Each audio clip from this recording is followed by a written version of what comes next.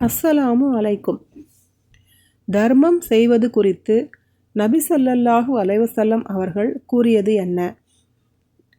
உங்களில் ஒருவர் ஒவ்வொரு காலையிலும் தமது உடலில் உள்ள ஒவ்வொரு மூட்டிற்காகவும் தர்மம் செய்வது கடமையாகும். இறைவனை துதிக்கும் ஒவ்வொரு துதிச்சொல்லும் சுபஹான் அல்லாஹ் தர்மமாகும். ஒவ்வொரு புகழ் மாலையும் அல்ஹம்துலில்லாஹ் தர்மமாகும். ஒவ்வொரு ஓரிரை உறுதிமொழியும் லா இலாஹா இல்லல்லாஹ் தர்மமாகும். அவனை பெருமைப்படுத்தும் ஒவ்வொரு சொல்லும் அல்லாஹு அக்பர் தர்மமே. நல்லதை ஏவுதலும் தர்மமே, தீமைகளை தடுத்தலும் தர்மமே. இவை அனைத்திற்கும் ஈடாக முற்பகல் நேரத்தில் லுஹா 2 ரக்காத்துகள் தொழுவது போதுமானதாக அமையும்.